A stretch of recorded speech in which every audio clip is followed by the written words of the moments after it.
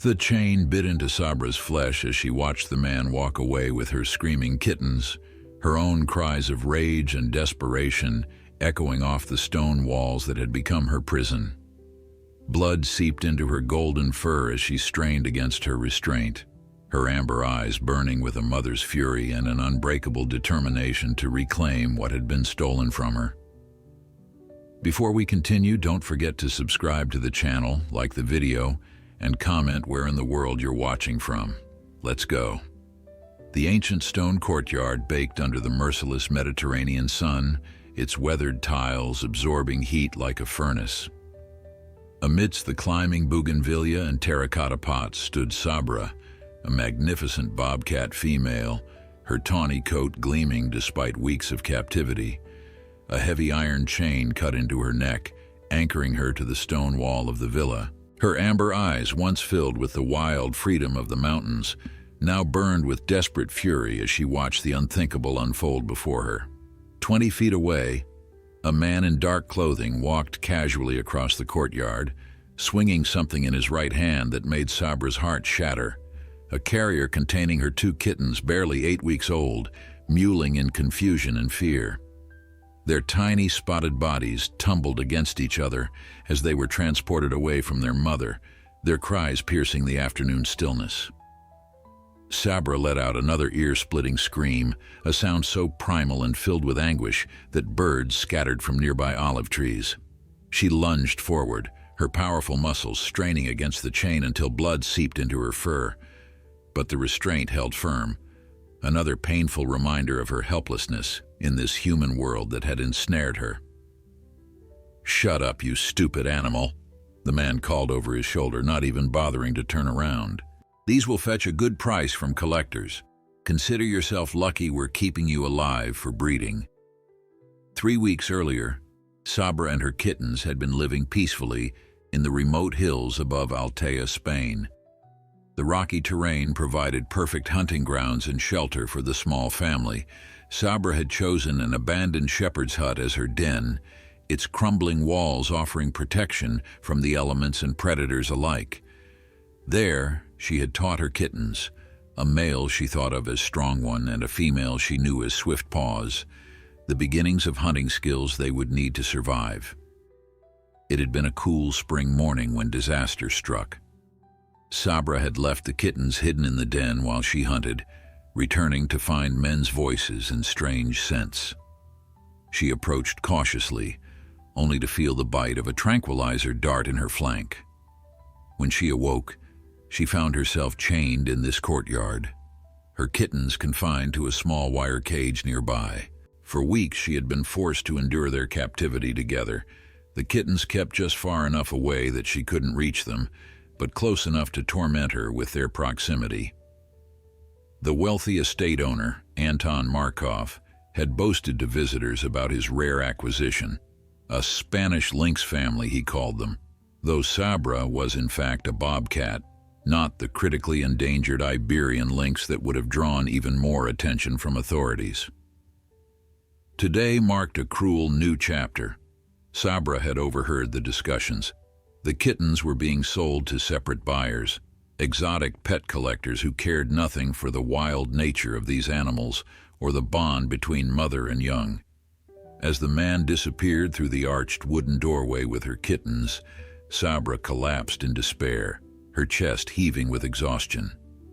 The chain rattled against the stone as she trembled, her screams now fading to low, broken growls. The courtyard fell silent except for the distant sound of a car engine starting somewhere beyond the villa walls. Inside the main house, Elena Vasquez clutched her cleaning rag with white knuckles as she watched the scene from behind a partially closed shutter. At 19, she had been working for the Markov household for only 2 months, brought from her small village with promises of good wages to send home to her struggling family. What she had found instead was a household built on cruelty and illegal enterprises, where her employer's wealth came from trafficking wildlife and other contraband. Elena had watched the bobcat and her kittens with growing concern since their arrival. Unlike the other staff who avoided the courtyard and its wild inhabitant, she had felt drawn to the animal's plight. When no one was looking, she had sometimes left extra scraps of meat near enough for Sabra to reach, and spoke to her in soft tones while completing her outdoor chores. "This cannot continue," she whispered to herself, feeling a resolve harden within her chest. The sight of the kittens being taken away had broken something open inside her, a determination that surprised even herself. That evening, as the household settled into its routine, Elena made a call from the small prepaid phone she kept hidden in her quarters. Her cousin Miguel worked for a wildlife rehabilitation center near Valencia, and though they rarely spoke, she knew he was her only hope. "They have a bobcat chained in the courtyard," she whispered urgently after explaining who she was. "Today they took her kittens to sell them. Miguel, it's horrible. She screams all day and night. The things that happen here, I cannot be part of this anymore." There was a long pause on the line before Miguel responded. "You understand what you're saying, Elena? This man, your employer, if he's trafficking protected wildlife, he's dangerous. These people don't play games."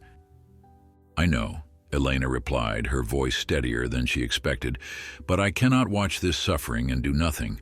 The mother, if you could see her eyes, Miguel, she understands everything that's happening." Another pause, then, "Give me the address and tell me everything you know about where they've taken the kittens." Over the next hours, as the villa grew quiet under the blanket of night, Elena gathered what information she could. Anton was away in Barcelona for 3 days of business. The security staff kept to the main gate and perimeter, rarely entering the inner courtyard after dark when the noisy cat was known to become more vocal. Most importantly, she learned from overheard conversations that the kittens hadn't yet been delivered to their final destinations. They were being held temporarily at a small property in the nearby village, waiting for veterinary papers to be falsified before transport. Just before midnight, Elena slipped into the courtyard with a small plate of chicken scraps. Sabra, exhausted from her day of futile struggle, watched the young woman approach with dull eyes that still managed to convey her grief. "I know," Elena whispered, setting down the plate within Sabra's reach. "I know what they did. But listen to me. Help is coming, for you and for your little ones."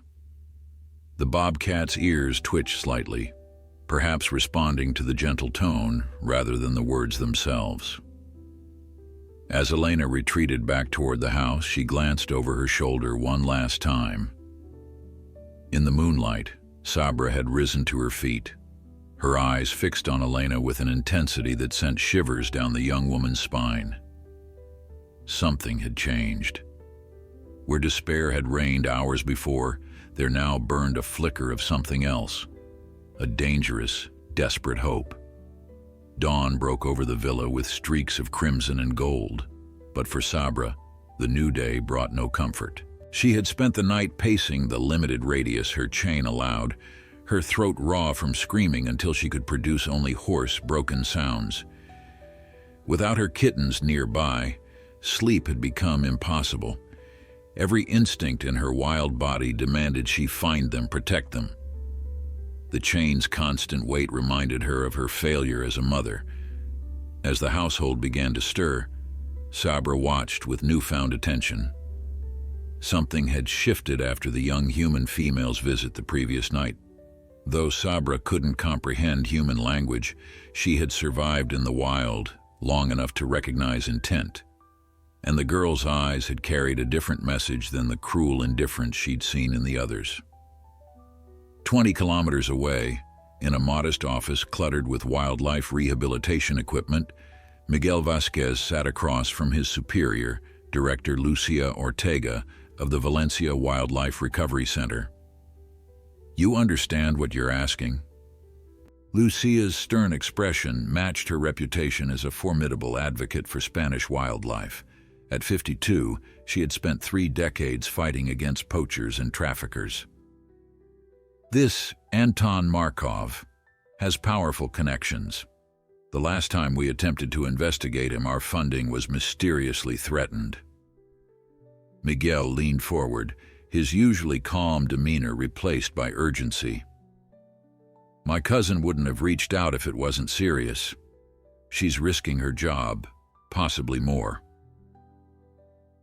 And the kittens are being held separately, at a different location, Lucia asked, making notes on a pad. Yes, in a property in the village. They're waiting for falsified papers before transport, Miguel confirmed. According to Elena, they're scheduled to be moved tomorrow. Lucia's pen stopped moving. Then we have no time to secure proper authorization through official channels. She sighed deeply, then straightened her shoulders. Call Raphael at the Civil Guard. Tell him it's a personal favor he still owes me for the Eagle Rehabilitation Program. I want this done quietly, without Markov's security being alerted. As Miguel made the call, Lucia studied the satellite images of Markov's estate on her computer.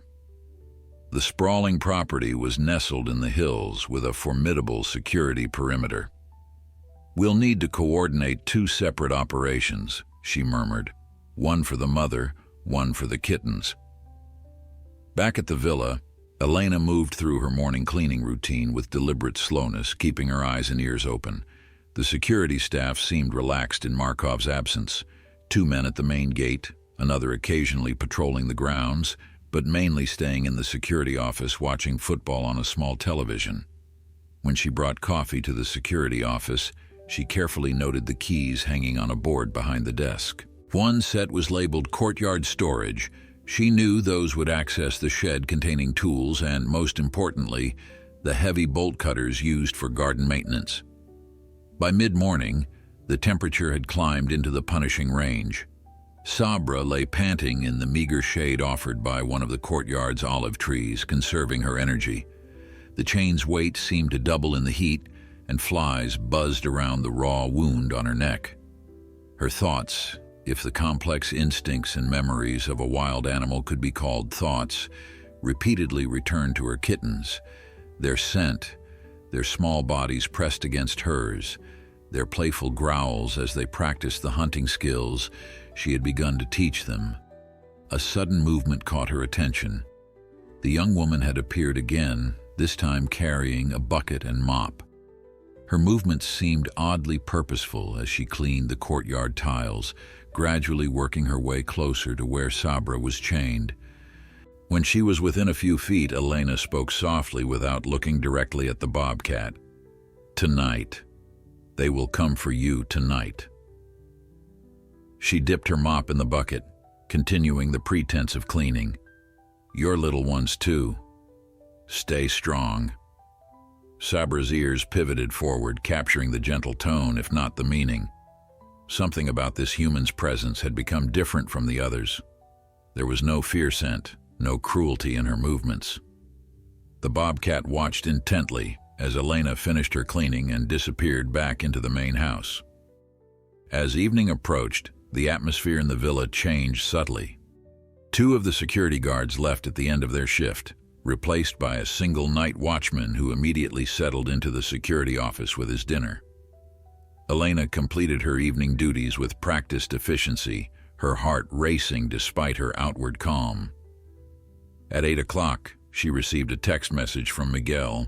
In position, village operation underway. Estate team moving at midnight. Elena deleted the message immediately and continued preparing dinner for the remaining staff. By 10, most of the household had retired to their quarters. Elena waited another hour before making her move, slipping from her small room and navigating the darkened corridors with silent steps honed by months of early morning work. The security office glowed with the blue light of the television, the night guard's soft snores providing the perfect cover as she carefully lifted the courtyard storage keys from their hook and retreated unseen. In the village, Raphael of the Civil Guard and Miguel approached the small outbuilding where, according to Elena's information, the BOBCAT kittens were being held.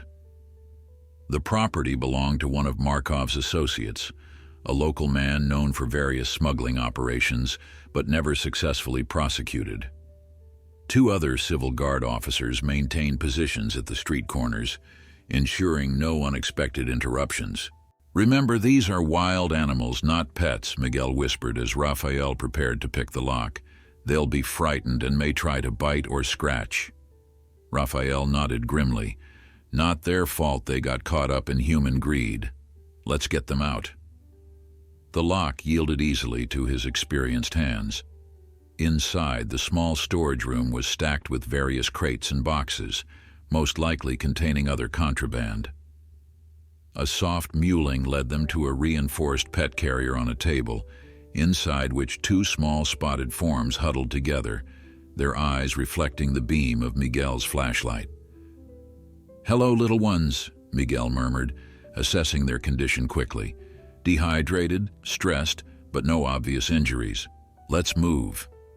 Raphael secured the carrier while Miguel documented the scene with rapid photographs, evidence for the eventual prosecution, should they succeed in building a case against Markov. Back at the estate, Elena waited until the midnight hour before slipping into the courtyard, the heavy bolt cutters partially concealed beneath her jacket.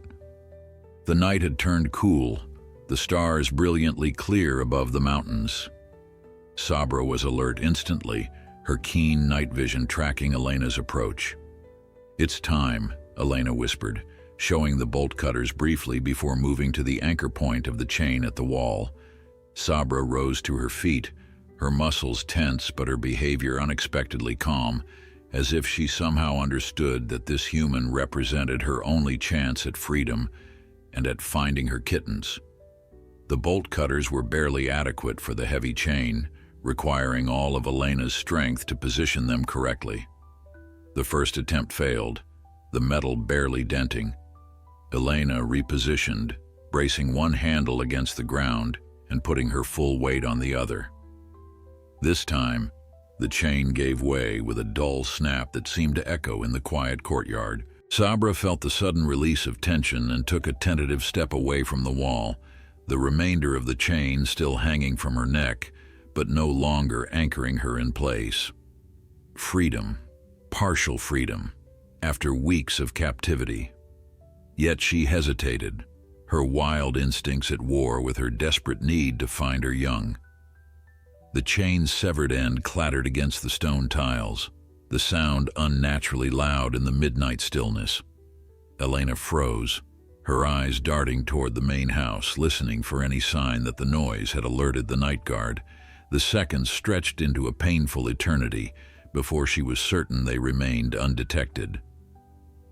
Sabra stood motionless, the weight of the remaining chain still pulling at her neck but no longer anchoring her to the wall.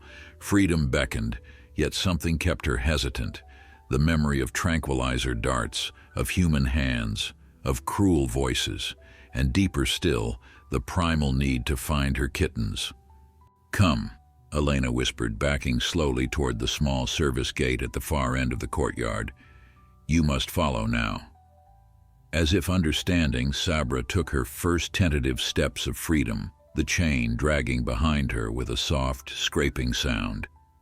Each movement seemed to rebuild her confidence, her natural grace returning despite weeks of confinement.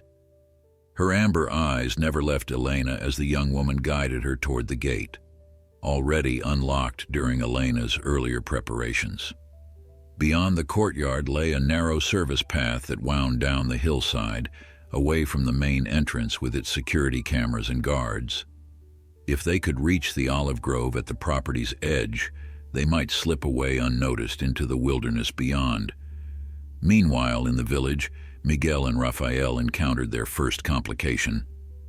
As they prepared to leave with the carrier containing the two frightened kittens, headlights swept across the building's front windows. "Someone's coming," Raphael hissed, immediately killing his flashlight.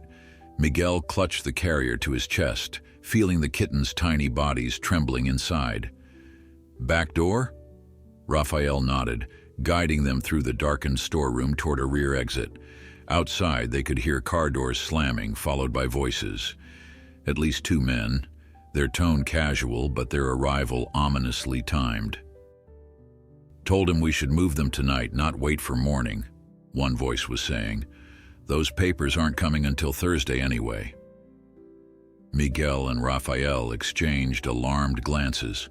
They had minutes, perhaps seconds, before they would be discovered. The rear door led to a small fenced yard with no obvious exit beyond a locked gate. "Over," Raphael whispered, pointing to a section of wall partially obscured by overgrown bougainvillea. "I'll boost you first, then hand up the carrier." The front door's lock rattled as Miguel scrambled up the wall, thorns tearing at his clothing. With practiced efficiency, Raphael passed him the carrier before drawing his service weapon, not to use, but to be prepared if confrontation became unavoidable. As the front door opened, flooding the storeroom with light, Raphael vaulted the wall with surprising agility for his stocky build. They crouched in the shadows of a neighboring garden, hearing confused exclamations as the men discovered the empty table where the kittens had been.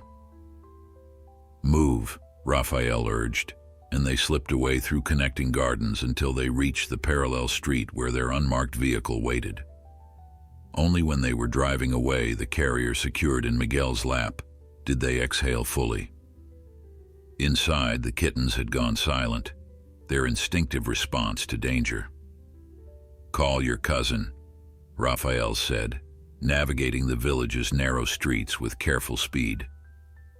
"Tell her we have the little ones, but they may know something's wrong sooner than we planned." Back at the estate, Elena and Sabra had reached the edge of the olive grove when disaster struck. A sudden burst of barking erupted from the kennels, the estate's guard dogs catching their scent on the night breeze. Lights flicked on at the security office, and Elena heard the night guard's startled curse. "Run!" she urged Sabra, no longer bothering with whispers. "Into the trees!" The bobcat needed no further encouragement. With a powerful surge, she bolted into the darkness of the grove, the trailing chain whipping behind her. Elena started to follow, then realized her presence would only slow the animal's escape. Instead, she turned back toward the house, mind racing to formulate a plausible reason for being outside at this hour. She had barely reached the garden shed when the guard intercepted her, flashlight beam blinding as it caught her face. "Vasquez, what are you doing out here?" His voice carried equal parts suspicion and confusion. Elena pointed to the shed, thinking rapidly. "Water leak in the laundry room. I needed to shut off the valve." The guard frowned. "At midnight? Why didn't you call me?" "I didn't want to bother you for something so simple," she replied, forcing a deferential smile. "Is something wrong?" The dogs continued their frantic barking, and the guard's radio crackled with a colleague's voice from the main gate. "Perimeter breach? The cats are going crazy back here." The guard's eyes narrowed as he studied Elena's face, then swept his flashlight toward the courtyard. "Let's check on the bobcat." Elena's heart sank, but she followed with feigned confusion, knowing each minute bought was another minute for Sabra to escape deeper into the wilderness. The guard's curse when he discovered the empty courtyard and cut chain echoed off the stone walls. He grabbed Elena's arm roughly. "Did you see anything? Anyone suspicious?" She shook her head wide-eyed with manufactured innocence. "No, nothing. I was just in the shed for a moment." The guard shoved her aside and raised his radio. "Security breach. The bobcat is gone. Lock down the property and call the boss." As chaos erupted across the estate, Elena slipped back to her quarters, hands trembling as she texted Miguel, "Mother free, security alerted, status." His reply came seconds later. "Kittens secure, rendezvous compromised, new plan, meet at secondary location." Elena deleted the messages and began quickly gathering her few belongings. She had known from the start that helping Sabra would mean the end of her employment here, and possibly worse if Markov discovered her involvement. The secondary location was a small cafe in Valencia where Miguel had connections. From there, she would disappear until the immediate danger passed. Sabra, meanwhile, raced through the olive grove, her wild instincts fully reawakened after weeks of captivity.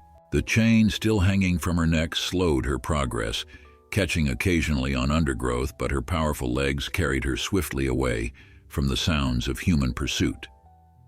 Dogs barked in the distance, but they remained kenneled, unable to track her. The bobcat's senses, keener than any human's, guided her through the darkness toward the rocky foothills beyond the estate. Yet something fought against her natural instinct to flee to safety, the overwhelming need to find her kittens. Their scent had vanished from the courtyard the previous day, leaving her no trail to follow. For the first time in her life, Sabra faced a dilemma her instincts couldn't resolve. In the vehicle speeding away from the village, Miguel gently opened the carrier enough to check on the kittens. They huddled together, eyes wide with fear, tiny bodies vibrating with tension. The male, strong one in Sabra's unspoken recognition, had positioned himself protectively before his sister despite his own terror.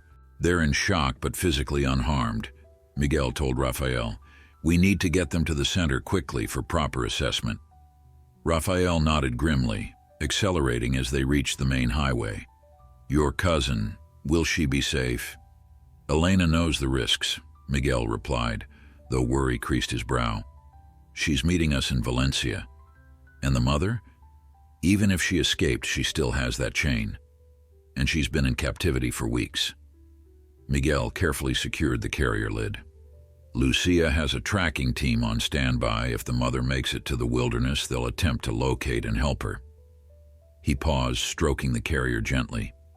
"But first, we need to ensure these little ones survive the night." As dawn approached, 3 separate journeys continued under the fading stars. Elena slipping away from the estate in the confusion, Miguel and Rafael racing toward Valencia with their precious cargo, and Sabra pushing deeper into the wilderness, her freedom incomplete while the chain remained and her kittens lost. First light painted the eastern sky in delicate pinks and golds as Sabra found herself in unfamiliar territory. The domesticated olive groves had given way to wilder scrubland dotted with pine and twisted juniper, her feline senses, dulled by weeks of captivity, gradually reawakened with each passing hour of freedom. The sense of wild herbs, small prey, and distant water filled her nostrils, calling to instincts deeper than memory. Yet the chain remained, a constant reminder of her captivity. It had caught several times on undergrowth, wrenching her neck painfully until she learned to move with greater care. The metal links dragged behind her, the sound unnatural in this wild place, potentially alerting prey to her presence. Hunger gnawed at her belly. She had been fed at the villa, but never enough to satisfy her natural appetite. Now, she needed to hunt. A rustling in the brush ahead drew her attention. With instinctive precision, Sabra dropped into a hunting crouch, her muscular body tense with anticipation. A wild rabbit emerged, unaware of the predator mere yards away. Sabra calculated the distance, adjusted for the weight of the chain, and launched herself in a powerful spring. The chain caught on a thorny bush, mid-leap, jerking her violently off course. The rabbit vanished in a blur of movement, and Sabra crashed to the ground, pain flaring from her neck. A frustrated growl rumbled in her chest as she disentangled herself. The reality of her situation became clear. Even in freedom, the chain would prevent her from hunting effectively. And without successful hunting, she could not survive long enough to find her kittens. At the Valencia Wildlife Recovery Center, dawn brought a flurry of activity as Lucia prepared for the arriving kittens. The facility, housed in a converted farmhouse on the outskirts of the city, specialized in rehabilitating injured and illegally captured wildlife. A dedicated surgical space had been prepared, along with a quarantine area where the kittens could be examined and stabilized. "Any update?" Lucia asked a young volunteer who monitored the communication system. "Miguel reports they're 20 minutes out," the volunteer replied. "The kittens are stable but stressed. No signs of pursuit." Lucia nodded, adjusting her surgical mask. Though she hoped surgery wouldn't be necessary, experience had taught her to prepare for worst-case scenarios. Wildlife trafficking often resulted in injuries not immediately apparent: internal damage, infections, or complications from improper sedation. "And Elena?" "The mother?" she asked. No word from Elena yet.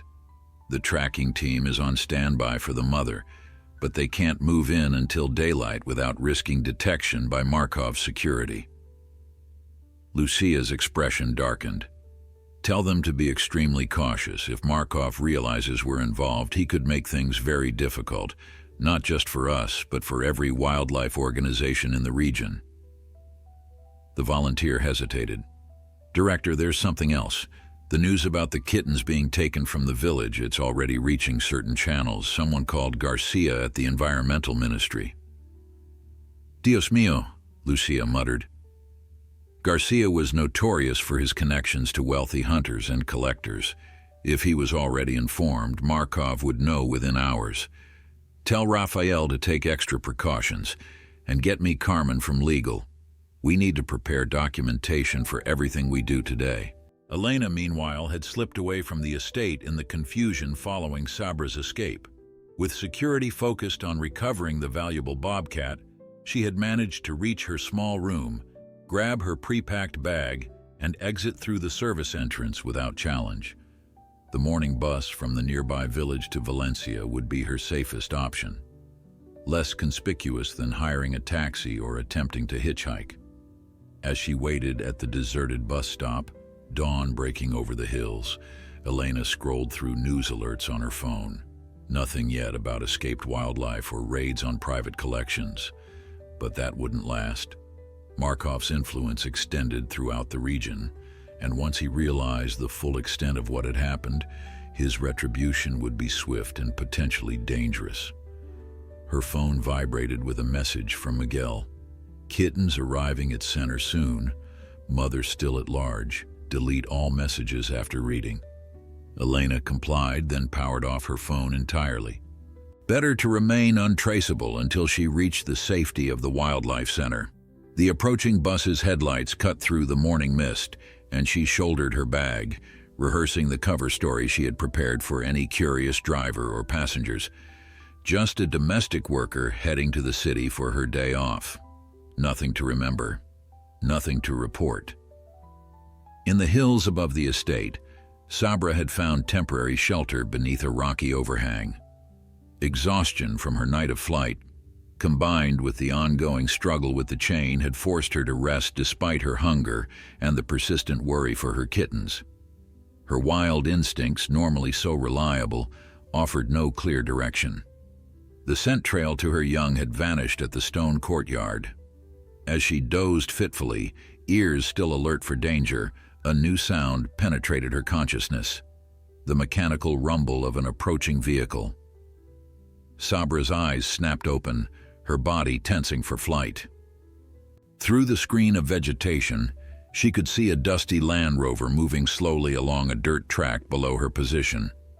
The vehicle stopped, and two humans emerged, a man and a woman, both dressed in the muted colors of field researchers. "This is the most likely route if she headed north from the estate," the woman was saying, raising binoculars to scan the hillside.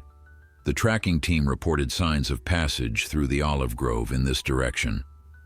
The man nodded, removing equipment from the vehicle's rear compartment.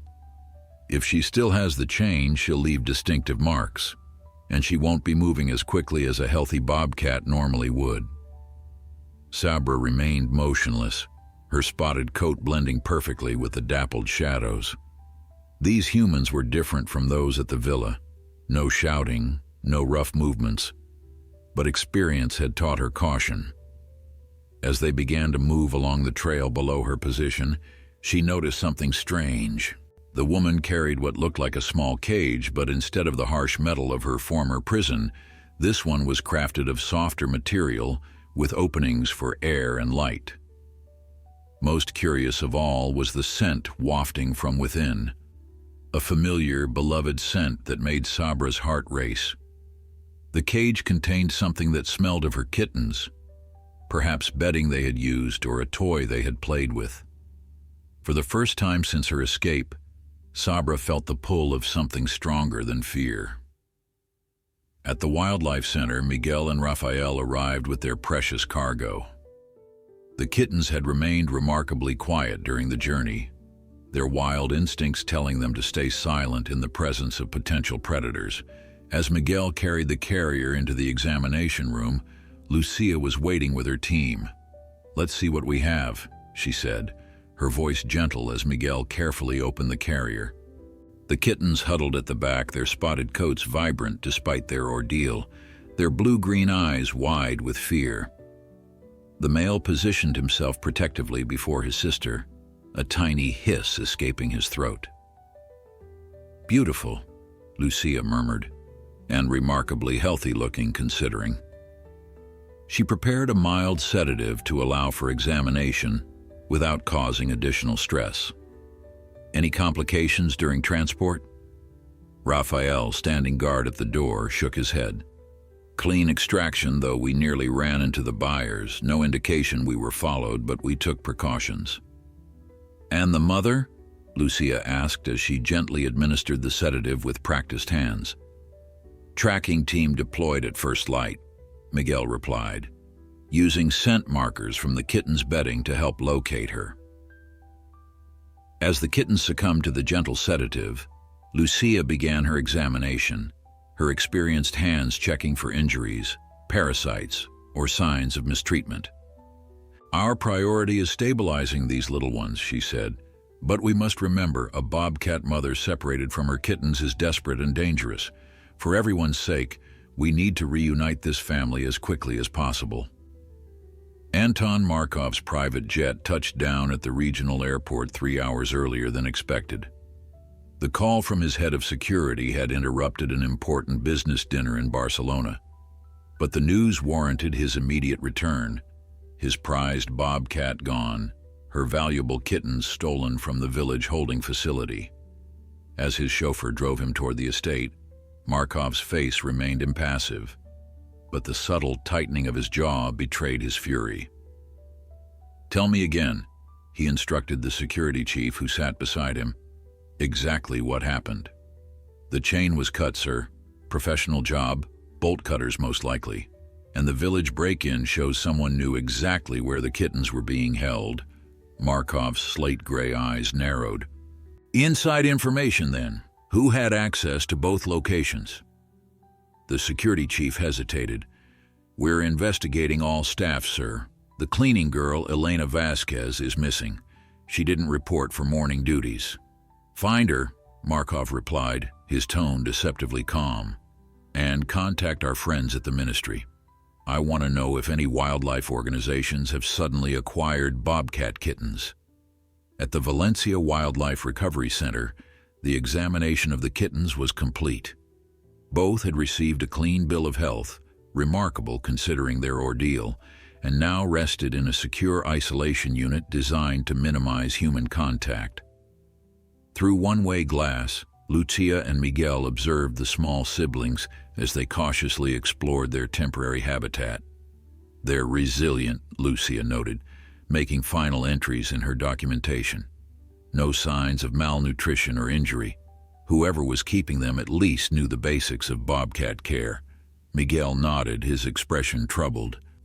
"That makes Markov more dangerous, not less. He's not some amateur collector. He has experience with wild animals." "And connections," Lucia added grimly. "Carmen says there's already movement at the ministry, inquiries about illegally confiscated wildlife from private collections." "How long before they connect it to us?" "Hours, not days," Lucia replied. "We need to accelerate our plans for the mother." On the hillside above Markov's estate, the tracking team maintained a cautious distance as they followed the distinctive trail left by Sabra's dragging chain. Dr. Ana Fuentes, the team's lead wildlife veterinarian, studied the marks with growing concern. "She's moving erratically," Anna told her colleague Thomas as they documented another section of disturbed vegetation. "See how the chain marks zigzag here? She tried to hunt but failed. And here, these are rest spots, too frequent for a healthy bobcat." Tomas nodded, adjusting the specialized carrier that contained bedding material from the kittens. The fabric, saturated with the kitten's scent, had been placed inside a modified trap, not to capture Sabra forcibly, but to draw her to them voluntarily. "If she's weakening, we may need to intervene more directly," he said, checking the tranquilizer rifle secured to his pack. "That chain needs to come off before it causes serious injury." Anna raised her hand suddenly, signaling silence. Her trained eyes had caught a flicker of movement in the rocky terrain ahead, the distinctive outline of a bobcat's ear tufts, barely visible behind a cluster of boulders. "She's watching us," Anna whispered, deliberately averting her gaze to avoid appearing threatening. "Has been for several minutes, I think." Thomas nodded almost imperceptibly. "The scent lure is working. What's the play?" "We set up the carrier, back off, and wait," Anna replied. "She's not going to approach while we're this close, but hunger and maternal instinct might overcome caution once we're at a safe distance." With slow, deliberate movements that telegraphed their intentions, they placed the carrier in a small clearing visible from Sabra's position. Anna opened its door, allowing the kitten's scent to disperse more freely in the light breeze, then retreated with Thomas to their observation position 200 meters downslope, using their field glasses to maintain visual contact. Sabra watched the humans retreat with wary intensity. The familiar, beloved scent of her kittens grew stronger as it carried on the wind, drawing her despite her instinctive caution. Hunger and thirst competed with maternal need. She hadn't successfully hunted since her escape, and dehydration was becoming a serious concern. When the humans had disappeared from immediate sight, Sabra began a cautious approach toward the carrier, every sense alert for danger. The chain dragged behind her, its weight a constant reminder of captivity, its links occasionally catching on rocks or vegetation. As she neared the carrier, the scent of her kittens became overwhelming, triggering a deep physical response, the production of milk dormant since her separation from them. From their observation point, Anna and Thomas watched her halting approach. "She's not in good shape," Anna murmured, noting the bobcat's slightly disoriented movements and the raw wound where the chain had abraded her neck. "If she doesn't enter the carrier voluntarily, we may need to tranquilize her." Sabra circled the carrier 3 times, her confusion evident. The scent of her kittens was present, but they themselves were not. She pawed at the carrier's door, her frustration building as she sought entry to what should have contained her young. Finally, driven by desperation, she entered the carrier, only to find it empty of everything except a small blanket bearing her kitten's scent. For a moment, she remained inside, inhaling deeply the precious reminder of her young. Then, sensing confinement too similar to her recent captivity, she backed out quickly, the chain catching momentarily on the carrier's edge. "She's not going to stay in there," Thomas said, preparing the tranquilizer rifle. "We need to make the call." Anna nodded reluctantly. "We have visual confirmation of the chain. The wound is worsening, and she's showing signs of distress and dehydration.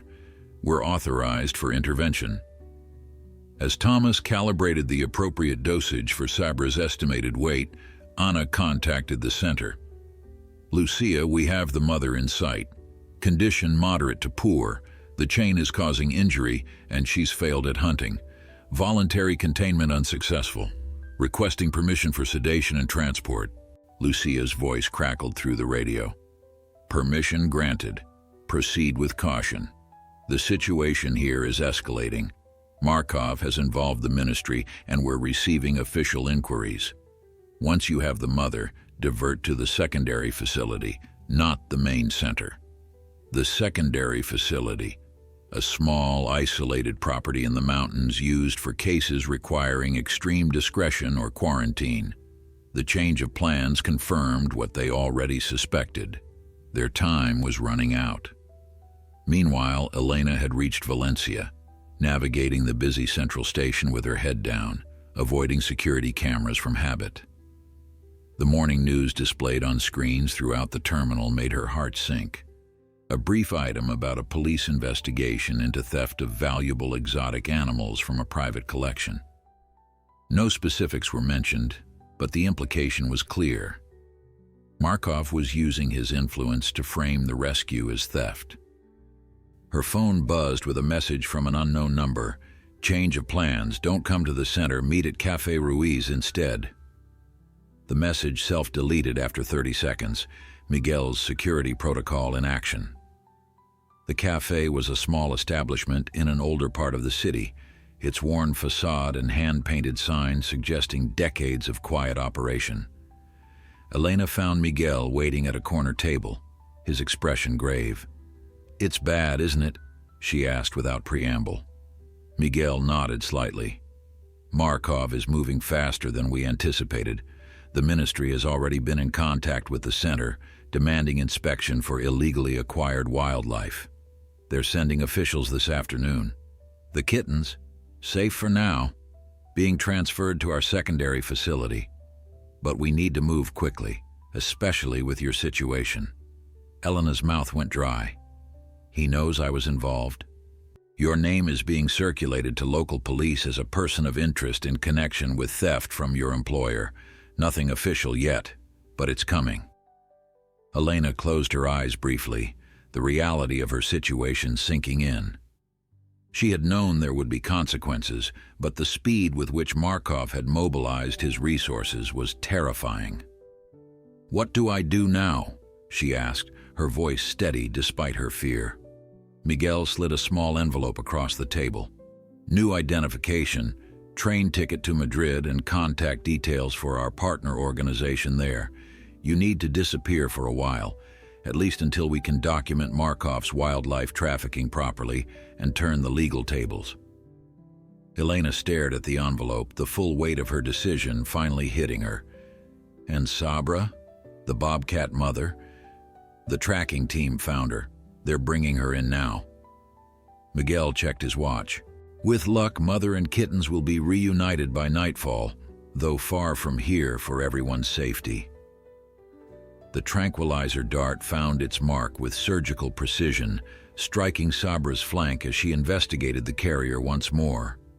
The BOBCAT startled, a low growl emanating from her throat before the sedative began to take effect. Within moments, her movements became uncoordinated, her fierce amber eyes growing heavy as she fought against the encroaching darkness. Finally, she collapsed beside the carrier, her breathing steady but shallow. Anna and Thomas approached cautiously, years of experience having taught them that even partially sedated wild animals could be dangerous. Anna kept her eyes on Sabra's respiration while Thomas prepared the transport crate. "Pulse and breathing stable," Anna reported, gently lifting one eyelid to check pupil response. "Sedation successful." Working with practiced efficiency, they examined the wound where the chain had rubbed Sabra's neck raw. "Significant abrasion but no infection yet," Anna noted, applying antiseptic and a light bandage. "We got to her in time." The chain itself presented a challenge. Thick links of industrial steel fastened with a heavy padlock around the BOBCAT's neck. Thomas produced a pair of bolt cutters from his pack and positioned them carefully. "Steady," Anna cautioned, supporting Sabra's head. "We don't want to cause any additional trauma." The bolt cutters sliced through the metal with a decisive snap, and the chain fell away, revealing fur worn to the skin beneath. Anna's expression darkened as she examined the freed neck more thoroughly. "Look at this," she said, pointing to distinctive marks on Sabra's neck. This chain wasn't recent. Based on these tissue changes, she's been restrained for at least 3 weeks. Thomas shook his head in disgust. 3 weeks of a wild animal chained in someone's private collection. Markov should be the one in chains. They completed their field examination, administered fluids for dehydration, and carefully transferred Sabra to the transport crate. Within minutes, they were moving down the hillside toward their vehicle, communication with the center maintained via encrypted radio. "Package secured," Anna reported, "en route to secondary location, ETA 90 minutes. "Understood," came Lucia's terse reply. "Be aware, surveillance likely. Take precautions." At the main wildlife center, Lucia projected calm professionalism as two ministry officials conducted their inspection. The officials, a thin, bespectacled man named Vargas, and his younger female colleague, moved through the facility with the detached efficiency of bureaucrats performing an unwelcome task. "As you can see," Lucia explained, leading them through the rehabilitation areas, "we specialize in native species, primarily birds of prey, small mammals, and occasionally larger predators when needed." Vargas made notes on his tablet. "And your intake protocols? We understand there have been irregularities recently." "All our intakes are documented according to ministry guidelines," Lucia replied smoothly, gesturing to the digital records displayed on a nearby monitor. "Each animal's origin, condition, treatment plan, and release strategy are meticulously recorded." "We've received reports," the female official interjected, "of bobcat kittens being brought here illegally removed from a private collection." Lucia's expression remained neutral despite her internal alarm. Their information was specific. Someone had talked, or Markov's connections were even deeper than feared. "We currently have no bobcat kittens at this facility," she stated truthfully. "You're welcome to inspect all our rehabilitation spaces." The officials exchanged glances, clearly noting the precise wording of her response. The inspection continued, tension building as they approached the isolation units where, until 2 hours ago, the kittens had been housed. Meanwhile, on a regional train heading northwest toward Madrid, Elena sat rigid in her seat, her backpack clutched tightly on her lap. The document Miguel had provided identified her as Isabel Navarro, a university student returning from visiting family. The transformation was minimal but effective. Her long, dark hair now cut to shoulder length, glasses she didn't need altering the shape of her face, clothing deliberately unremarkable. Each station brought fresh anxiety as police presence seemed unusually high. At the third stop, 2 officers boarded and began moving through the carriage, studying passengers with deliberate attention. Elena forced herself to breathe normally, to meet their gaze briefly if necessary without appearing either too nervous or too confrontational. One officer paused near her seat, his eyes dropping to her ticket and identification displayed on the seat's digital scanner. Elena felt sweat beading at her temples despite the train's aggressive air conditioning. The officer's radio crackled, drawing his attention away as his colleague called from further down the carriage. With a final, cursory glance, he moved on. Elena released her breath slowly, the countryside blurring outside her window. Her thoughts returned to Sabra. The bobcat's desperate screams when her kittens were taken, the raw determination in those amber eyes that had somehow communicated across the species barrier. For a moment, she questioned everything. Her job, her safety, her future, all risked for animals she had known barely 2 months.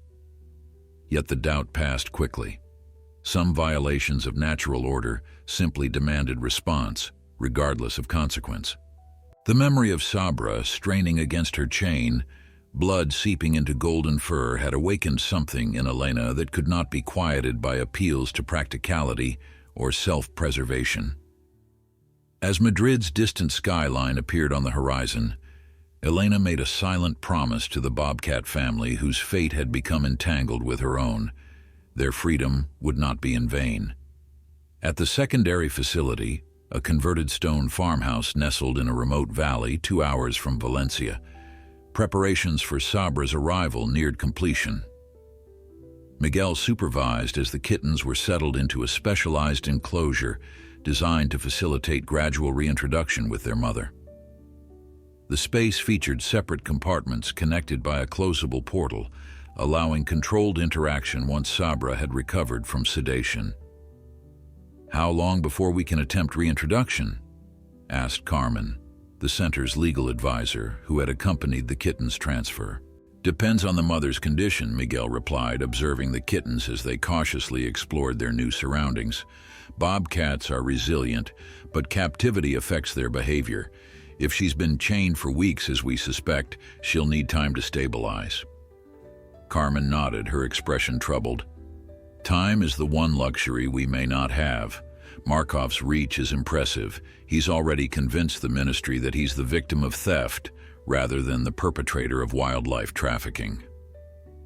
What about your documentation? The evidence of his smuggling operation? Being assembled, Carmen said grimly. But wildlife trafficking cases are notoriously difficult to prosecute, especially when the accused has political connections.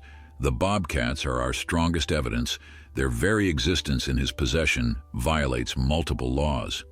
Miguel's phone vibrated with a message from Ana. 20 minutes out, mother stable. Relief washed over him. They've got her, ETA 20 minutes. Carmen's posture relaxed slightly.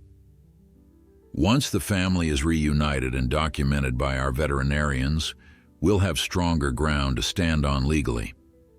Even Markov's connections can't dispute biological evidence of a mother-offspring relationship. Their conversation was interrupted by a call from Lucia at the main center. Ministry officials just left, she reported, her voice tight with controlled stress. They found nothing, but they're not satisfied. Vargas mentioned expanding the investigation to other facilities. I think they know about the secondary location. Miguel exchanged alarmed glances with Carmen. How long do we have? Hours at most, Lucia replied. They need to secure additional warrants, but with Markov pushing, bureaucracy will move unusually fast. Get everything documented, everything recorded. We need irrefutable evidence before they reach you. As they ended the call, the sound of an approaching vehicle drew their attention. Through the farmhouse's narrow windows, they could see the tracking team's Land Rover navigating the rough access road, dust billowing behind it like a signal flag. Inside the vehicle, Ana monitored Sabra's vital signs as Thomas drove with careful speed. The bobcat's breathing had remained steady throughout the journey, the sedation holding her in peaceful unconsciousness, perhaps her first true rest since captivity began. Almost there, Thomas said softly, as if afraid to wake their precious cargo. Almost home. The afternoon sun cast long shadows across the secondary facility's courtyard as Ana and Tomas carried Sabra's transport crate into the converted barn that served as a medical treatment area. Miguel held the doors open, his eyes immediately drawn to the bobcat's still form, visible through the crate's ventilation openings. "How is she?"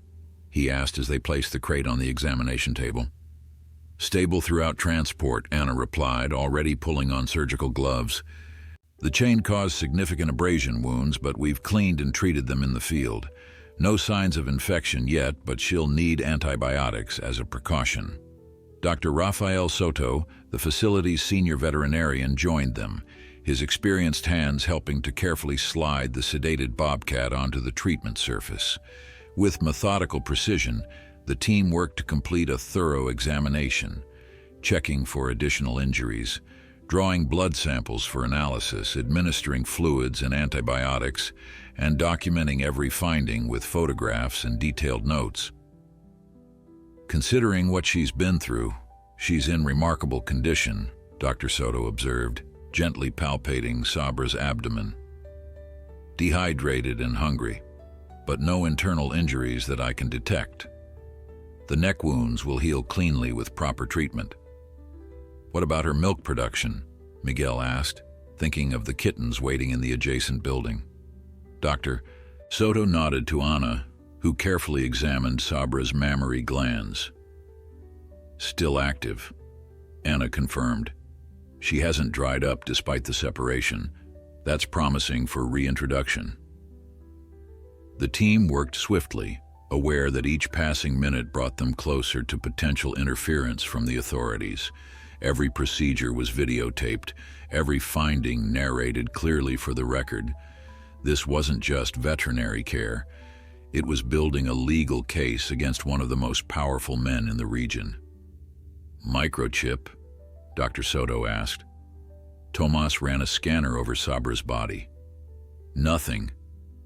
Unlike most legally obtained captive wildlife, she has no identification. Another mark against Markov, Miguel noted. Add it to the documentation. As they completed the examination, Carmen entered the treatment area, her expression tense. Ministry officials have obtained authorization to inspect this facility. They'll be here within 3 hours. Dr. Soto looked up sharply. Not enough time for a proper recovery from sedation before reintroduction. We may not have a choice, Carmen replied. Once they arrive, they could order a separation pending investigation. We need mother and kittens documented as a reunited family unit before then. Miguel exchanged concerned glances with Ana. Rushing reintroduction carries risks for the mother and the kittens. So does waiting, Carmen countered. Lucia is stalling at the main center, but Markov is putting extraordinary pressure on the ministry. The officials aren't even trying to hide whose interests they're serving. Dr. Soto considered the sedated BOBCAT before him, calculating timing and risks with the precision of decades of wildlife veterinary experience. We can accelerate her recovery with a mild stimulant once the basic examination is complete. Not ideal, but safer than forcing a separation that could cause permanent trauma to the family unit. The team nodded in grim agreement. Grim. The natural process would have allowed Sabra to recover fully from sedation in a quiet, isolated space before any attempt at reintroduction. But nature's rhythms were now subject to human politics and power, a reality that everyone in wildlife conservation faced daily. In Madrid, Elena had successfully reached the contact Miguel had arranged, a small wildlife advocacy organization operating from a converted warehouse in the city's industrial district. The director, a formidable woman in her 60s named Claudia Mendez, had welcomed Elena with brisk efficiency, showing her to a small apartment above the organization's offices. "You'll be safe here temporarily," Claudia explained, handing Elena a set of keys. "But we need to plan for a more permanent solution. Markov isn't known for forgetting those who cross him." Elena sat at the small kitchen table, the reality of her situation settling over her like a physical weight. "How bad is it?" Claudia's expression was grim as she opened her tablet to display news alerts. "Theft charges have been filed. Your name and image are being circulated to law enforcement. Markov is claiming you stole valuable exotic pets worth over 50,000 euros. Elena's throat tightened. "And the truth? About the illegal wildlife trafficking?" "Being assembled," Claudia replied, her voice softening slightly. "Miguel and the team are documenting everything. If they can establish that these are wild bobcats illegally captured and held, the narrative changes. But Markov has influential friends, and wildlife protection laws have always been enforced. Selectively. So I might never go home again," Elena said quietly, the full implications of her choices finally crystallizing. Claudia studied the young woman with newfound respect. "You knew the risks when you cut that chain, didn't you?" Elena nodded slowly. "Not fully, but enough. Some things you can't unsee, can't walk away from." "There are options," Claudia said after a moment. "Our organization has connections in wildlife rehabilitation centers across Europe. People with your compassion and courage are always needed. It wouldn't be your home, but it could become a new one." The possibility hung in the air between them, a future Elena had never imagined for herself, born from a single moment of compassion for a chained bobcat screaming for her stolen kittens. Meanwhile, Anton Markov sat in his study, a glass of expensive scotch untouched before him as he listened to his attorney's update via speakerphone. "The ministry has secured warrants for both facilities," the attorney reported. "Teams will inspect the secondary location within hours. If your property is found, we can file for immediate recovery and additional charges against those responsible." "And the girl?" Markov asked, his voice deceptively calm. Police in Madrid are following leads. Her identification was flagged at a train station security checkpoint. It's only a matter of time. Markov swirled the amber liquid in his glass, his thoughts not on the considerable value of the BOBCATs, but on the principle of the thing. No one took what was his. No one. When they find her, he said coolly, ensure that theft is not the only charge. Trespassing, property damage, conspiracy. I want examples made. Of course, the attorney replied smoothly. With your influence, the prosecutor will be accommodating. After ending the call, Markov moved to the window overlooking his courtyard. The same courtyard where until yesterday the BOBCAT had been chained. His interest in exotic wildlife had begun as a hobby, then evolved into a lucrative side business. The BOBCAT kittens alone would have brought 20,000 euros each from the right buyers, collectors who, like him, enjoyed possessing what others could not. The empty courtyard represented something he rarely experienced: failure. Someone had dared to challenge his ownership, his control. The BOBCAT was merely property, valuable property, but replaceable. The principle, however, was not. At the secondary facility, Sabra was beginning to show signs of emerging from sedation. Her breathing had quickened slightly, and occasional twitches rippled through her powerful limbs. Dr. Soto administered the stimulant with careful precision, then nodded to his team. Prepare the reintroduction enclosure, he instructed. We have one chance to get this right. The specialized reintroduction enclosure had been prepared with meticulous attention to detail. Natural substrate covering the floor, branches and rocks creating elevated resting spaces, and most importantly, a movable partition that could be raised remotely to allow mother and kittens to reunite at their own pace. Under normal circumstances, this process would unfold over hours or even days, with careful monitoring to ensure the stressed mother didn't reject or harm her young after prolonged separation. Today, there would be no such luxury. Sabra was regaining consciousness more rapidly than expected, her natural resilience accelerated by the mild stimulant. As Miguel and Ana carefully transferred her still groggy form to one side of the divided enclosure, Dr. Soto monitored her vital signs closely. Heart rate elevated but within acceptable parameters, he reported. Respiration normalizing. She's fighting the sedation impressively. On the opposite side of the partition, the kittens sensed the change in their environment. Strong One, the male, stood protectively before his sister's swift paws, their small bodies tense with alertness. They had been captive since birth, but their wild instincts remained intact, evident in their wariness and the way they communicated through subtle body language only they understood. Then the scent reached them, their mother's distinctive smell, absent for days that represented an eternity in their young lives. Swift Paws emitted a soft, chirping sound, her entire body quivering with recognition. Strong One's ears pivoted forward, his small nose working frantically to confirm what seemed impossible. Behind the observation glass, the team watched with professional focus, masking deeper emotion. Begin recording, Carmen instructed a technician who operated multiple cameras positioned to capture the reunion from various angles. Every moment needs to be documented. Vital signs still stable, Dr. Soto confirmed, watching the monitors displaying Sabra's medical data. She's nearly fully conscious. Miguel stood beside Carmen, acutely aware of the countdown running in everyone's mind.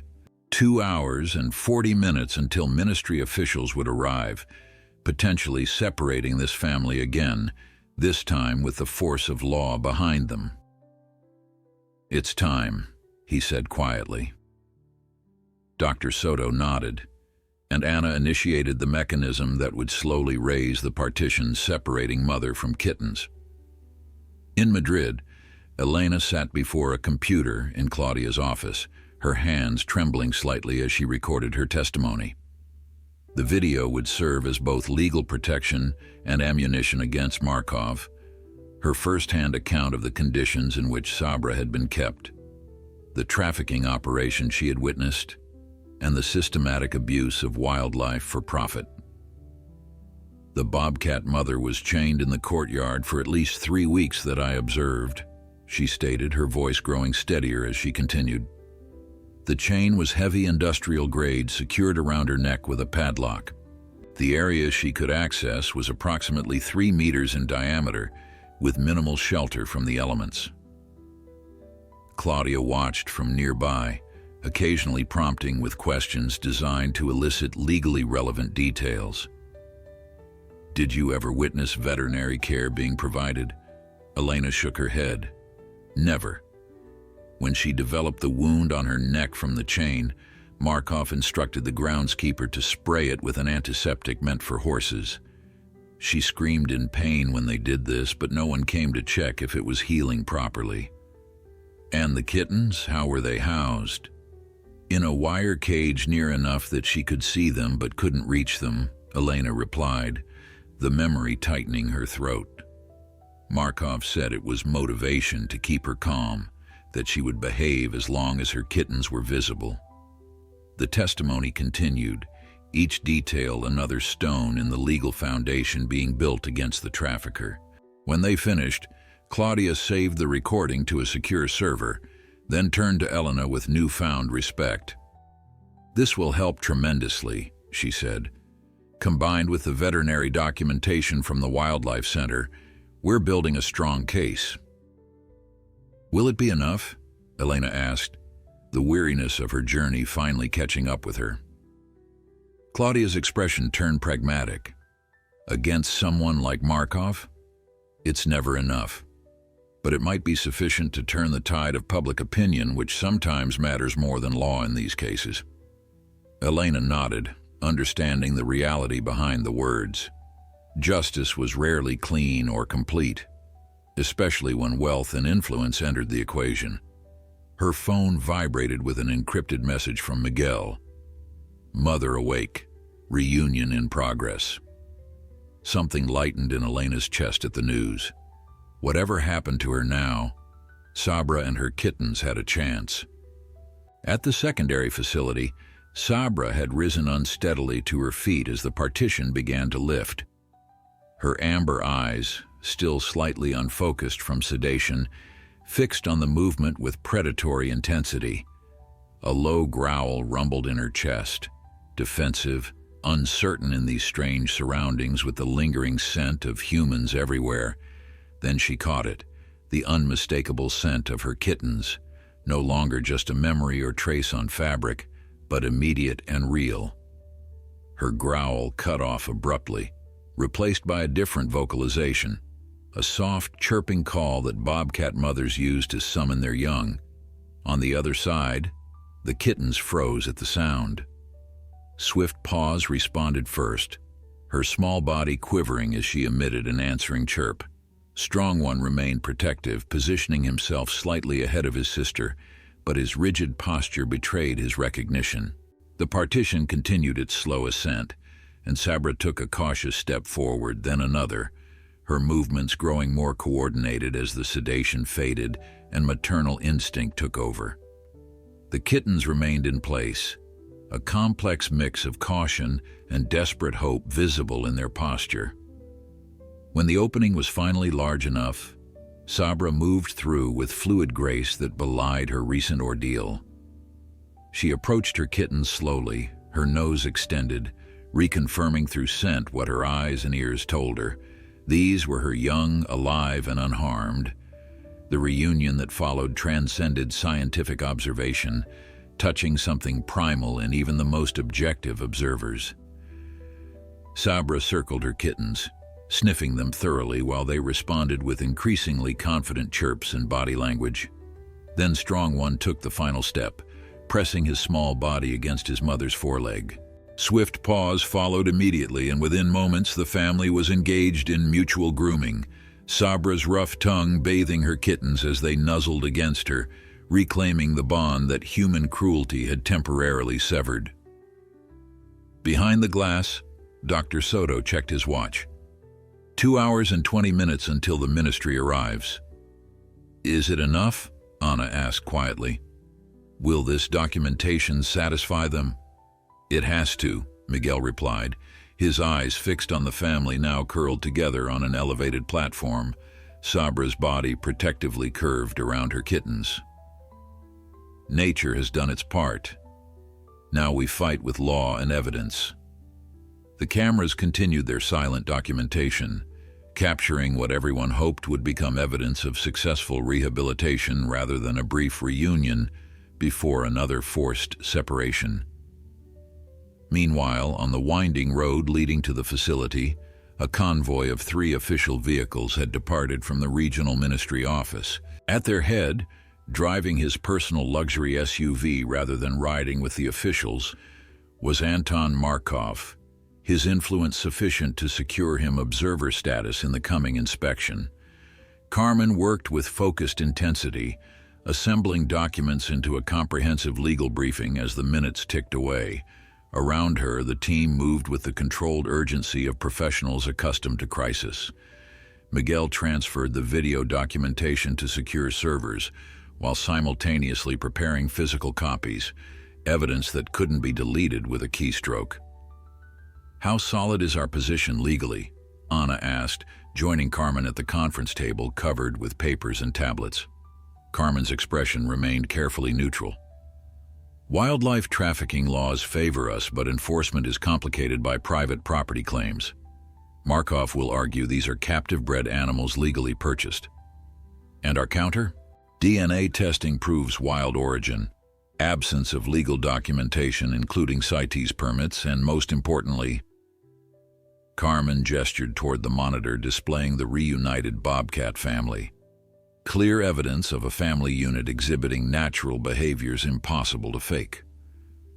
On the screen, Sabra had settled into a protected corner of the enclosure, her body curved protectively around her kittens as they nursed, a behavior that powerfully illustrated their biological connection.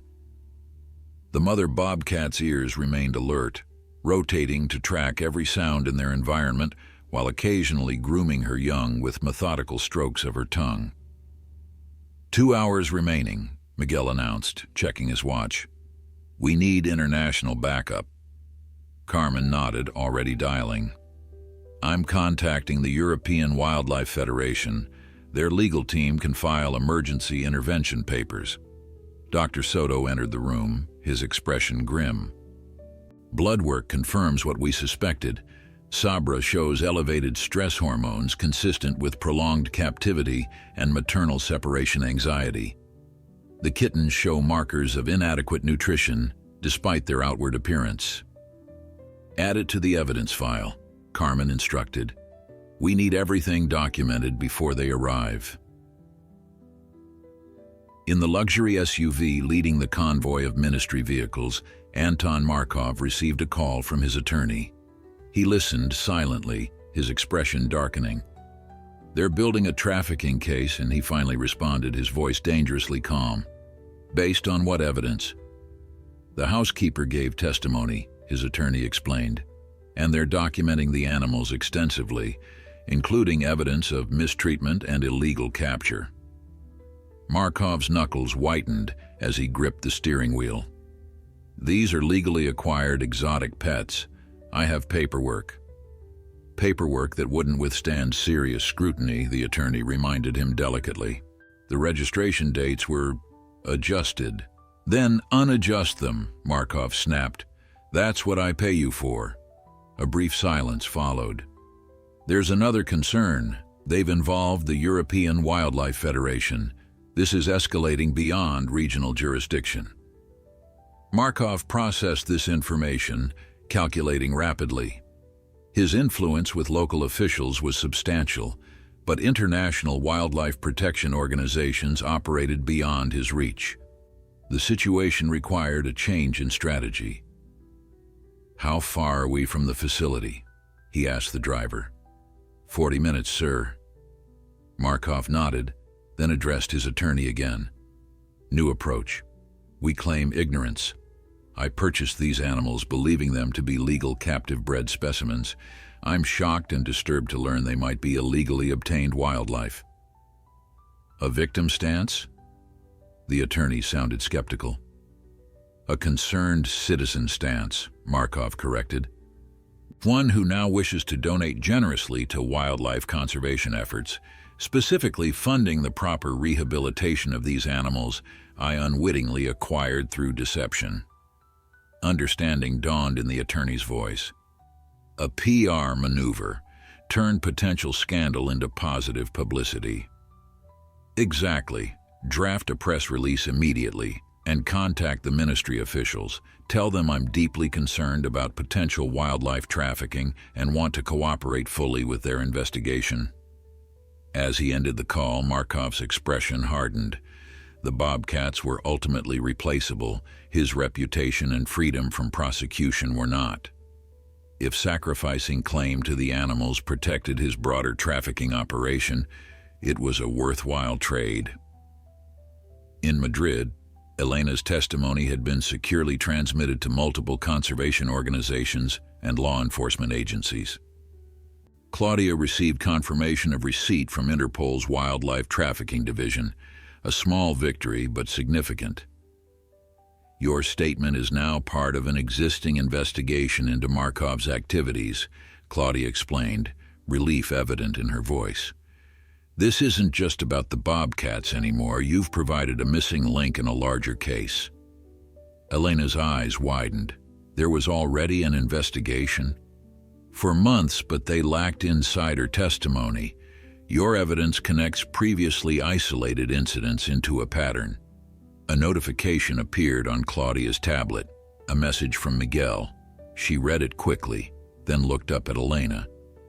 "They've documented the reunion successfully," she reported. "Mother and kittens have re-established their bond. Nursing and grooming behaviors recorded as evidence." Elena closed her eyes briefly. The image of Sabra's desperate struggles against her chain replaced by this new vision of the family reunited. "Will it be enough?" "It's stronger than we hoped," Claudia replied, "but Markov is adapting his strategy. Miguel says he's now positioning himself as an unwitting buyer who wants to make things right by supporting conservation efforts." "That's absurd," Elena exclaimed. "He knew exactly what he was doing." "Of course, but it's a clever pivot, one that might resonate with officials looking for an easy resolution." Elena fell silent, processing this development. Then, with sudden determination, she reached for Claudia's tablet. "I need to record something else. A specific conversation I overheard between Markov and a buyer. Details about pricing and how the animals were obtained." "You didn't mention this before," Claudia observed, sliding the tablet toward her, "because it implicates someone else, someone with even more influence than Markov. I was afraid—" Elena trailed off, then straightened her shoulders. "But it doesn't matter now. The truth is more important than my safety." At the wildlife facility, final preparations were underway as the first alert came through. Motion sensors on the access road had detected approaching vehicles. "They're early," Miguel announced, tension evident in his voice. 40 minutes ahead of schedule." Dr. Soto looked up from his final documentation. "Intentionally, no doubt, trying to catch us unprepared." Carmen gathered the completed files, her expression resolute. "We're ready regardless. Every team member knows their role." The plan was straightforward, transparency coupled with overwhelming evidence. Dr. Soto would lead the tour, emphasizing the Bobcats' wild origins and the medical evidence of their mistreatment. Carmen would handle legal questions while Miguel coordinated with external conservation organizations, providing remote support via video conference. Anna approached the main monitor, where Sabra continued nursing her kittens in peaceful ignorance of the approaching confrontation. "Should we separate them before officials arrive for their safety?" Dr. Soto considered the question seriously. "No. Separation would cause additional stress and undermine our documentation of natural family behaviors. We'll keep them under observation, but maintain the current arrangement." Miguel received another alert on his phone, this one from a contact at the ministry. He read it with growing concern, then addressed the team. New development. Markov is claiming he was deceived by suppliers and wants to donate to conservation efforts as amends. Carmen's expression hardened. Classic misdirection. He's trying to reframe the narrative. Will it work? Anna asked. Not if we stay focused on the evidence rather than his claims, Carmen replied. The animals tell their own story, one that contradicts any innocent buyer narrative. Outside, the sound of vehicles on gravel announced the convoy's arrival. Through the facility's security cameras, they watched as 3 official ministry vehicles pulled up, followed by Markov's distinctive black SUV. Everyone in position, Miguel instructed. Remember, we're wildlife professionals conducting a rescue and rehabilitation operation according to international protocols. We have nothing to hide and everything documented. As the team moved to their assigned stations, Dr. Soto took a final moment to check on the BOBCAT family. Sabra had sensed the approaching disturbance, her body now alert and positioned protectively over her kittens. Her amber eyes fixed on the observation window with unnerving intelligence, a wild creature who had endured captivity, separation, and now faced a new human intervention in her family's fate. Just a little longer, Dr. Soto promised softly, though he knew she couldn't understand his words. Just hold on a little longer. Dr. Soto stood at the facility entrance, his professional demeanor masking the tension that gripped everyone inside. The ministry officials emerged from their vehicles first. Vargas from the main center inspection, accompanied by 2 colleagues whose stern expressions suggested they'd been well briefed by Markov before arrival. Anton Markov himself exited his SUV last, cutting an imposing figure in tailored clothes that seemed deliberately understated. The wealthy man playing the role of concerned citizen rather than flaunting his status. His practiced smile didn't reach his eyes as he extended his hand to Dr. Soto. Doctor, thank you for accommodating this unexpected inspection. I'm deeply troubled by the possibility these animals might have been obtained illegally. Dr. Soto accepted the handshake with professional courtesy, noting the performance for what it was. Our concern is always the welfare of the animals, Mr. Markov. Please follow me. Inside, the facility had been transformed into a testament to wildlife conservation best practices. Every monitor displayed different aspects of the BOBCAT's rehabilitation, medical assessments, behavioral observations, and most prominently, the live feed of Sabra nursing her kittens in the observation enclosure. Vargas consulted his tablet as they entered the main conference room, where Carmen waited with the legal documentation. We're here to verify the status of wildlife reportedly removed from private property without authorization. Of course, Carmen replied smoothly. We've prepared comprehensive documentation demonstrating these are wild-caught bobcats illegally trafficked and held in captivity without proper permits or facilities. She slid a tablet across the table displaying side-by-side images, Sabra chained in Markov's courtyard versus her current condition in the rehabilitation enclosure. As you can see, the mother bobcat sustained significant injuries from improper restraint. Our veterinary assessment confirms she is a wild-born animal, not captive-bred as would be required for legal ownership. Markov's attorney, who had arrived separately, stepped forward. My client purchased these animals in good faith, believing them to be legally bred specimens. An understandable mistake, Carmen countered, which is why we've focused our investigation on the supply chain rather than the end purchaser. She activated the conference room's main screen, where a video call connected with Interpol's Wildlife Crime Unit. A senior investigator's face appeared, his expression grave. The testimony we've received links these specific bobcats to a larger trafficking operation we've been monitoring for 18 months, the investigator stated. Based on evidence provided by your former employee, Mr. Markov, we're now expanding our investigation to include several high-profile individuals. Markov's composure flickered briefly, a momentary crack in his carefully constructed facade. His eyes darted to his attorney, who looked equally surprised by this development. "What former employee?" Markov asked, his voice controlled despite his evident tension. Miguel stepped forward. Elena Vasquez provided detailed testimony regarding conversations she overheard. Specifically, a call you made to Minister Delgado regarding pricing for special merchandise from North Africa. The name hung in the air like a thunderclap. Eduardo Delgado, the Minister of Economic Development, whose influence extended throughout the government, including the wildlife enforcement agencies now present in the room. Vargas shifted uncomfortably, suddenly aware he might be caught between powerful opposing forces. "We should focus on the animals currently in question," he suggested. "Agreed, Doctor," Soto interjected smoothly. "If you'll follow me to the observation area, you can see the family unit for yourselves." The group moved through the facility to the large observation window overlooking the enclosure where Sabra and her kittens remained. The mother bobcat sensed the presence of humans and positioned herself protectively, but continued grooming her young, a powerful image of natural maternal behavior that spoke more eloquently than any legal argument. "DNA testing confirms the maternal relationship," Dr. Soto explained, "and their behavior demonstrates classic wild bobcat family dynamics impossible to fabricate." Even the most hardened official couldn't help but be moved by the scene.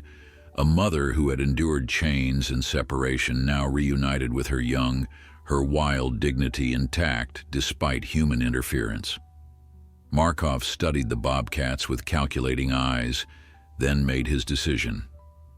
"As I've stated, I had no knowledge these were illegally obtained animals. In light of this discovery, I fully support their rehabilitation and release into appropriate habitat."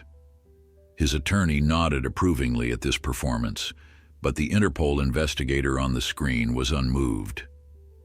"Mr. Markov, while we appreciate your cooperative stance, our investigation continues.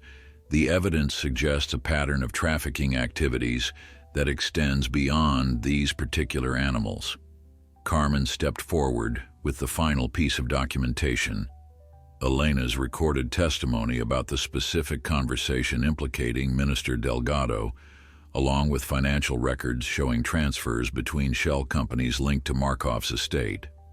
"We're providing all evidence to the appropriate authorities," she stated. "Our only concern today is securing proper legal status for these bobcats as protected wildlife undergoing rehabilitation." Faced with mounting evidence and the unexpected Interpol involvement, Vargas made the decision that would shape the outcome.